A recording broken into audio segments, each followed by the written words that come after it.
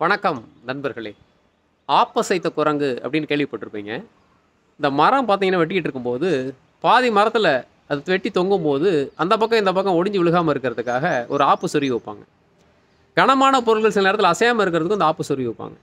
இந்த குரங்கு பார்த்தீங்கன்னா சும்மாவே இருக்காது. ஏதாவது ஒண்ணு நோண்டிட்டே இருக்கும். இல்ல ஏதாவது எடுத்து பிச்சு போட்டுக்கிட்டே இருக்கும். அப்ப இந்த ஆப்பு அசைக்க போயிட்டு, அதன் நடுவுல வந்து குரங்கு மாட்டிக்கும். அந்த மாரி கதையா, இந்த ட்ரம்ப் என்ன பண்றாருன்னா, சும்மாவே இருக்காம, அந்த நாட்டு மேல வரி விதிக்கிறேன், இந்த நாட்டு மேல வரி விதிக்கிறேன்னு சொல்லிட்டு, கடைசியில அமெரிக்காவ அதல பாதாளத்துக்கு தள்ளக்கூடிய விஷயங்கள் நடந்துகிட்டு இருக்கு. அதத்தான் இந்த பதிவுல பார்க்க போறோம். ஏற்கனவே பார்த்தீங்கன்னா, இந்தியா வந்து ரஷ்யாவுல கச்சா எண்ணெய் வாங்குதுன்னு சொல்லிட்டு 50% டாக்ஸ் போட்டாங்க. அதனால இந்தியாவிலிருந்து ஜவுளி ஏற்றுமதி, மீன்கள் ஏற்றுமதி, அதே மாரி காலணிகள் ஏற்றுமதிலாம் பாதிக்கப்பட்டிருக்கு. அதே மாரி பார்த்தீங்கன்னா, மெக்சிகோ, கனடாவெல்லாம் அதிகப்படியான பொருட்கள அமெரிக்கால விக்கிறதுனாலயும், அமெரிக்கா வந்து பதிலுக்கு அந்த நாடுகள் மேல எந்த விதமான உபயோகமும் இல்லன்னு சொல்லிட்டு, அந்த மெக்சிகோ, கனடாவிலயும் 50% டாக்ஸ் போட்டாங்க. அதனால என்ன ஆச்சுன்னு பார்த்தீங்கன்னா, மெக்சிகோல தக்காளி விற்பனை வந்து பாதிக்கப்பட்டது. கனடால வந்து உருளைக்கிழங்கு ஏற்றுமதி பாதிக்கப்பட்டது. இப்ப சமீப காலமா பார்த்தீங்கன்னா, எஃகு, அலுமினியம் இந்த மூலப்பொருட்கள் வந்து கனடா அதிக அளவுல அமெரிக்காவுல சப்ளை பண்ணிட்டு இருக்கிறாங்க. அதனால என்ன பண்ணாங்கன்னா, 50% டாக்ஸ் போட்டாங்க.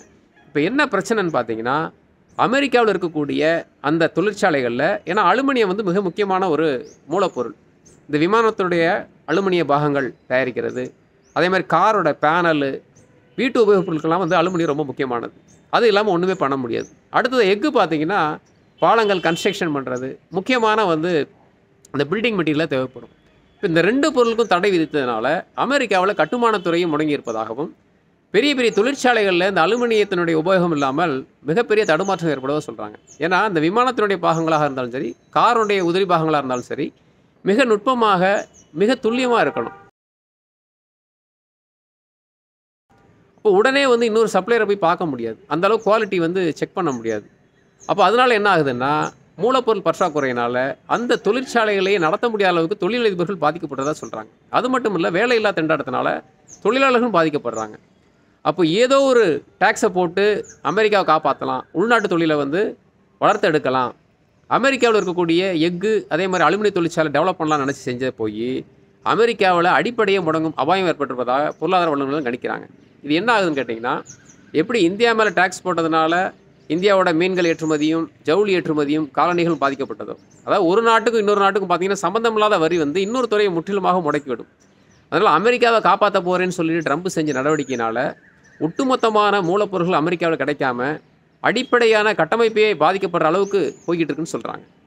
அதனால ட்ரம்ப் செய்யக்கூடிய ஒவ்வொரு விஷயத்திலும் பார்த்தீங்கன்னா, வட அமெரிக்காவுல மிகப்பெரிய ஒரு பொருளாதார பிரச்சனை ஏற்படும்னு சொல்றாங்க. அப்போ ஒவ்வொரு நாடும் ஒவ்வொரு சப்ளைய கட் பண்ணா அமெரிக்கா என்ன ஆகும்? ஏற்கனவே பார்த்தீங்கன்னா, சீனா வந்து பார்த்தீங்கன்னா, கனிம வளங்களெல்லாம் நிப்பாட்டிடுச்சு. ஏற்கனவே அமெரிக்காவிலேருந்து வாங்கக்கூடிய சோயா பீன்ஸு, சோளத்தெல்லாம் நிப்பாட்டிட்டாங்க. கிட்டத்தட்ட பார்த்தீங்கன்னா 4,00,000 கோடி அளவுக்கு பாதிப்பு குடுத்துருக்காங்க. அதேமாரி மெக்சிகோ, கனடா பார்த்தீங்கன்னா ஏற்கனவே சொன்னோம். தக்காளி, உருளைக்கிழங்கெல்லாம் சப்ளை நிப்பாட்டிட்டாங்க.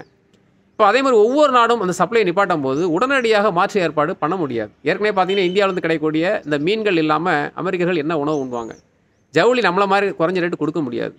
அப்ப அடிப்படையான பொருட்கள் தட்டுப்பாடு ஏற்படும்போது, உடனடியாக மாற்று வழி இல்லாதனால, அமெரிக்காவுல மிகப்பெரிய கொந்தளிப்பு ஏற்பட்டிருக்கிறதாவும், அதனால ஒட்டுமொத்தமான பொருளாதார முடக்கம் ஏற்பட போவதாகவும் அறிஞர்கள்லாம் கணிச்சிருக்கிறாங்க.